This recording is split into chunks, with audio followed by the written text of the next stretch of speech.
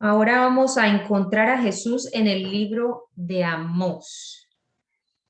Amós capítulo 7 del 7 al 8. Dice así: pondré una plomada en medio de mi pueblo Israel y ya no volveré a dejarlos sin castigo. Tremendo esto, ¿no? Estas no son muy buenas noticias. Ok. Amós fue llamado a profetizar al reino del norte, Israel, en los años 765 a 750, y él más o menos en el año que cayó cautivo, o creo que es exacto, en el año que cayó cautivo fue en 722 antes de Cristo. Bueno, entonces vamos a cómo es que va a poner el Señor una plomada en medio del pueblo de Israel. Yo creo que todas conocemos el concepto de la línea de la plomada. No sé si estoy seguro. La plomada es una medida, un patrón que se utiliza, por ejemplo, en carpintería, que es como un hilo y abajo tiene colgando un peso para que quede perfectamente recto. Por ejemplo, en carpintería se usa, en ingeniería se usa para que queden las cosas perfectamente alineadas, para que los ángulos de 90 grados, los ángulos rectos queden pues perfectos. O sea, es para tomar medidas. Nosotros, por ejemplo, en fisioterapia lo utilizamos para comparar la postura de una persona, si están rectos, si se paran correctamente, si la columna que debe estar así recta, nosotros ponemos la línea de la plomada para ver si la columna no está desviada, si no está torcida. Creo que Dios le estaba diciendo aquí a los israelitas que iba a poner su patrón de medida ahí en medio de su pueblo a ver quiénes estaban torcidos, quiénes estaban desviando, quiénes estaban descarriando, ¿cierto? Desviando de sus estándares, de sus leyes. Entonces, por supuesto que nadie iba a dar la medida, nadie. Todos se habían desviado y como les dije, por lo tanto, como dice la palabra, el castigo era inminente, se avecinaba ya. Jesús en este libro es esa plomada de Dios que vino en carne y hueso y descendió aquí a la tierra a vivir una vida perfecta sin contaminarse por el pecado, o sea, sin torcerse, ¿cierto? Ya van entendiendo por qué el uso de la mnemotecnia, pues de la plomada. Jesús vivió una vida perfecta sin contaminarse con el pecado del mundo. Él cumplió con todas las exigencias de la ley sin fallar ni en un solo punto. Acuérdense que si la palabra decía, bien, es bien estricto, el que fallase en un solo punto ya fallaba en todo. La cosa no era fácil. Y ninguno de nosotros, por más bueno que crea ser o que parezca ser, va a dar la talla hacia de esta plomada, o sea, de Jesús, ¿no? Porque todos, como dice Romanos 3:23, todos hemos pecado de una u otra forma, pequeño o grande el pecado, para Dios no hay diferencia de tamaño, todos hemos pecado y nos quedamos cortos de la gloria y destituidos de la gloria de Dios. Si Dios pone la plomada en este momento allí y te dice, veamos, ¿será que cumples con esta medida? ¿Sí darás la talla? El pecado nos desvía de esa línea perfecta de la plomada y todos pecamos. En nosotros no hay justicia, pero Jesús sí da la talla. Él es la justicia de Dios y él voluntariamente se puso en el puesto de nosotros como sustituto, que es sí lo van cogiendo. Nosotros somos los que no dimos la talla. La paga del pecado era la muerte, nos merecíamos la muerte y Él se puso en nuestro puesto, nos sustituyó, o sea, para sustituirnos. Él se puso en reemplazo de nosotros. Segunda de Corintios 5:21 dice, al que no conoció pecado, le hizo pecado por nosotros, para que fuéramos hechos justicia de Dios en él. Gracias a Jesús, hoy nosotros somos justos, pero siempre les recalco eso porque es una de las cosas que yo aprendí, que yo pensaba que yo era justa por mí misma, porque yo trataba de hacer lo bueno, porque uno no mata, porque uno no roba, y eso no es. O sea, viene la palabra ofensiva, alguna persona nos ofende, nos toca donde más nos duele y hasta ahí llegamos. Cualquiera de esas cositas nos hace explotar, enemistades, cuestiones de dinero, cuestiones de envidias, cuestiones de influencias del mundo, en fin, tanta cosita, pero todos caemos. Entonces, ¿qué hizo Jesús? ¿Qué hizo Dios con Jesús? Al que no conoció pecado, era completamente inocente y el único perfecto. Él le hizo pecado. ¿Cuál es la paga del pecado? Es la muerte. Dios se los puso todo a Jesús, todos los pecados, y fue y lo colgó en una cruz. La paga del pecado es la muerte. Jesús los tomó en sí, el pecado de todos nosotros, y fue a una cruz y allá murió, pagó el precio de lo que tú y yo hicimos y seguimos haciendo. Esa es lo que es a veces difícil de comprender, pero ese es el evangelio de nosotros. Entonces Jesús nos dice que vengamos a Él, ya que Él hizo eso, que vengamos a Él y aceptemos lo que Él hizo por nosotros. Aceptemos ese trueque. Yo tomé tu pecado, toma tú mi justicia. Yo era el justo, yo era el recto, yo soy la plomada, más recta la plomada no puede ser, es perfecta. Yo soy la plomada, toma mi justicia, yo tomé tu lugar. Ese es el llamamiento que nos hace el Señor. Si creemos en Él, podemos por gracia, o sea, es un regalo, no tuvimos que ganarlo, pararnos firme en su justicia para cuando Dios venga, porque Él nos va a medir de nuevo. Para cuando Dios venga a medirnos, en vez de condenarnos, nos vamos a poder parar con la frente en alto, no porque yo sea la gran cosa, para nada, porque estoy en Cristo, que es la justicia de Dios. Nos vamos a poder parar frente al trono de justicia sin ninguna falta, dice la palabra. Así, blanquitos, como una novia vestida de blanco, de las de antes. ¿Por qué? No por mi justicia, sino por la de Jesús. Así que la cruz de Cristo es la línea de la plomada de Dios, con la que Dios juzgará al mundo. Y esto es a futuro. Dios vendrá un día y juzgará al mundo. Y la línea de la plomada es lo que Él va a usar para juzgar al mundo. Es decir, la cruz de Cristo. La va a poner, digamos, pues en sentido figurado. Él no va a poner ninguna cruz. Pero, ¿qué es juzgar al mundo con la cruz de Cristo? Es así de sencillo. Los que creyeron y la aceptaron a salvación eterna y los que no a castigo eterno, al fuego eterno. Así de sencillo y de duro es la cosa. Entonces, eso es Jesús en el libro de Amós, es esa línea de la plomada de Dios. Bueno, sigamos ahora encontrando a Jesús, ahora en el libro de Malaquías, último libro del Antiguo Testamento, y con esto terminamos. El libro de Malaquías, Malaquías fue un profeta también enviado al reino de Judá, o sea, al reino del sur. Pero él ya vivió, fue la época de después del cautiverio, cuando ya había pasado, ya habían regresado a tratar de reconstruir las ruinas. Esto ya sucede, miren la época, año 450 y 400. En esa época fue que estuvo profetizando Malaquías. Ya estamos cerquita de que nazca Jesús, de que llegue Jesús a esta tierra. En este libro, cuando lo leemos, faltarían 400 años para que ya venga Dios y se haga humano. ¿Cómo les parece?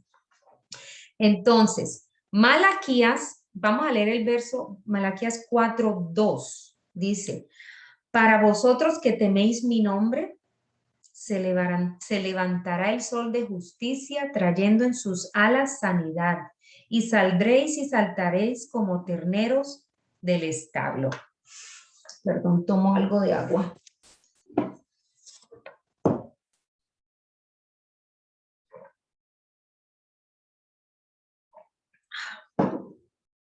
Malaquías, entonces, podemos decir, fue la última voz del Antiguo Testamento que habló de parte de Dios al pueblo judío, al pueblo específicamente de Judá, después del cautiverio.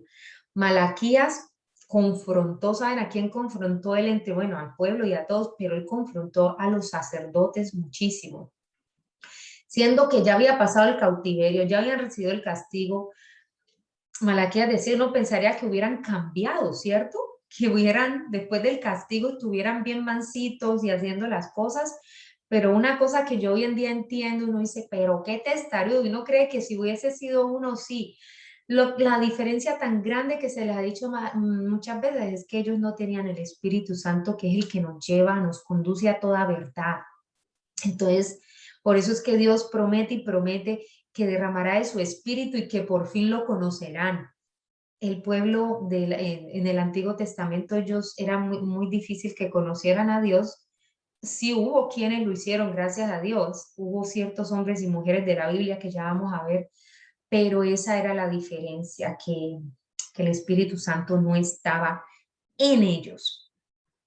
Bueno, entonces Malaquías confrontó a los sacerdotes de Judá, como les decía, a que tuvieran temor de Dios. Pero los sacerdotes y no tenían temor de Dios.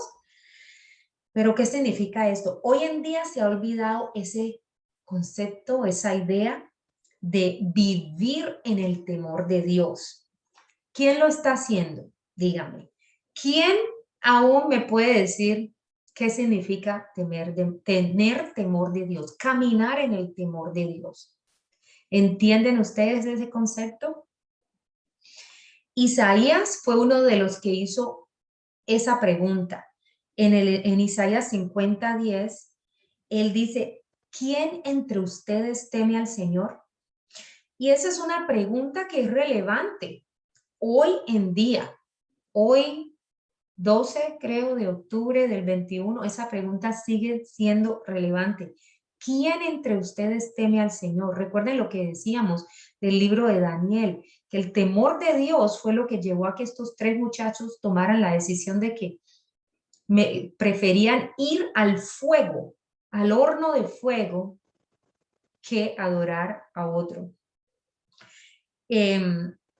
Este tema del temor de Dios en realidad entretejió, es como un hilo que entretejió las vidas de los hombres y mujeres que se destacan a través de toda la Biblia, que fueron usados por Dios. Esa es la clave. Todos ellos tuvieron temor de Dios, tuvieron fe. Por ejemplo, vamos a ver, Noé. El libro de Hebreos, aunque no es del Antiguo Testamento, pero en Hebreos 11:7 se hace referencia a Noé, diciendo que Noé, con temor de Dios, preparó un arca para salvación de su familia. Fue el temor de Dios el que hizo que Noé obedeciera, hiciera exactamente lo que Dios le estaba diciendo y construyera un arca y se salvara. La mujer virtuosa de las que todos leemos en Proverbios 30, de ella se dice que es alabada y bendecida porque teme al Señor. Eso lo dice en el verso 30. Proverbios 31:30. La joven Virgen María, ella alabó al Señor diciendo que su misericordia es para los que le temen a Él. Eso lo dijo en Lucas 1:50. En Lucas 5:26, la gente al ver que Jesús sanó un paralítico, dice allí, se llenaron de temor. Y no es de temor de que, ¡oh, qué susto, sanó un paralítico! No, de temor es de que en ese momento lo reverenciaron y lo reconocieron como Dios. ¿Sí? El concepto de vivir en el temor de Dios está en casi todas las páginas del libro de los Hechos de los Apóstoles. Y en el capítulo 2:43, el apóstol Lucas, que fue el que escribió Hechos, nos dice en ese día del Pentecostés, y sobrevino temor y sobre toda persona, y muchos prodigios y señales eran hechos por los apóstoles. O sea, al caer el Espíritu Santo de Dios ese día del Pentecostés, sobrevino temor. ¿Sí ven cómo Dios había profetizado de que lo conocerían una vez que Él les diera de su Espíritu? Apenas cayó el Espíritu Santo, escribió Lucas en Hechos, que se llenaron de temor de Dios. Y en Romanos 3:18, Pablo se lamenta de las personas que no tienen temor de Dios. Dice así: no hay temor de Dios delante de sus ojos. En el libro de Apocalipsis, que esto es tremendo, Juan que lo escribió, dice, Juan revela quiénes están adorando alrededor del trono en el cielo. Eso es Apocalipsis 19:5. Escuchen esto. Y del trono salió una voz que decía: alabad a nuestro Dios todos sus siervos, los que teméis, los pequeños y los grandes. ¿Qué quiere decir esto? Ustedes saben que Apocalipsis es un libro de muchas de los que va a suceder a futuro. Y miren lo que se le reveló aquí a Juan.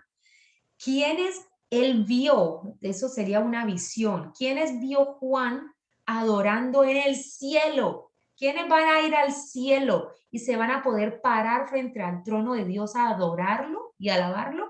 Los que le temen. ¿Mm? Entonces, el temor de Dios no significa en que tenemos que caminar así como en una cuerda floja y que el más mínimo error que cometamos nos caemos, o en un terreno minado y que cuidadito y explota, que Dios va a explotar en castigo. No, eso no quiere decir temor de Dios.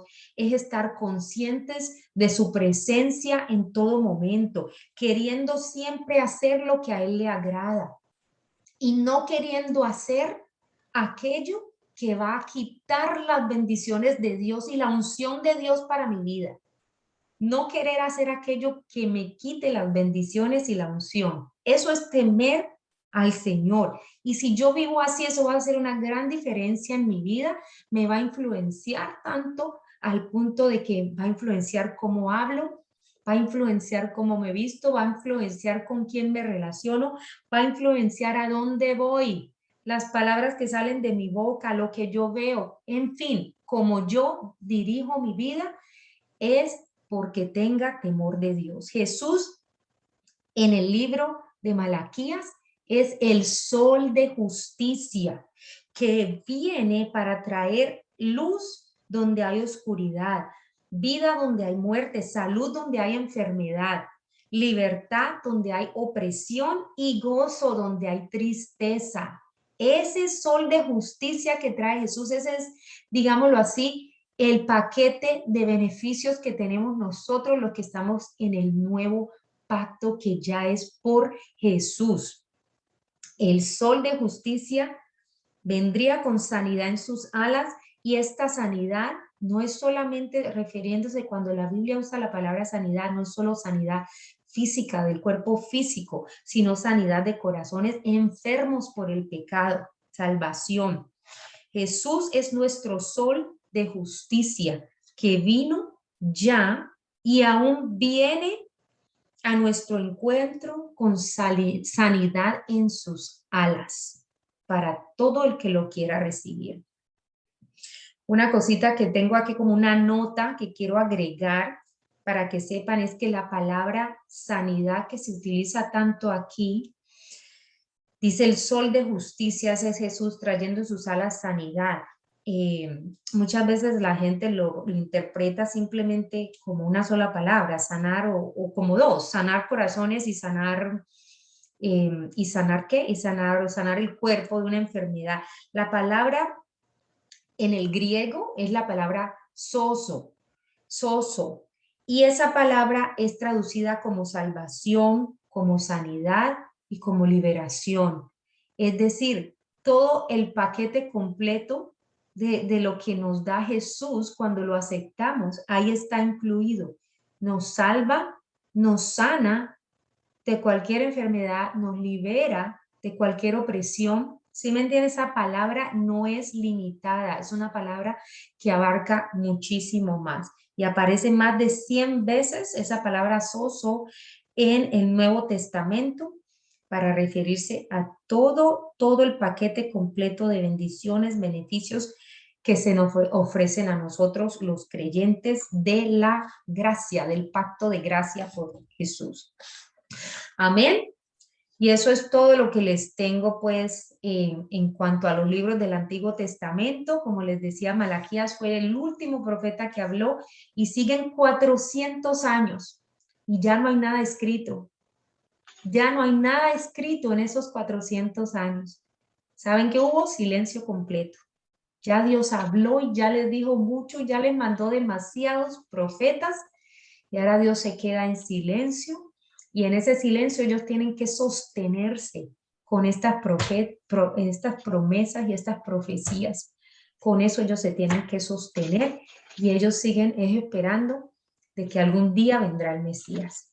Y después continuaremos ya con la llegada de ese Mesías en el libro de Mateo, que ya algunas habremos empezado a leer. Amén.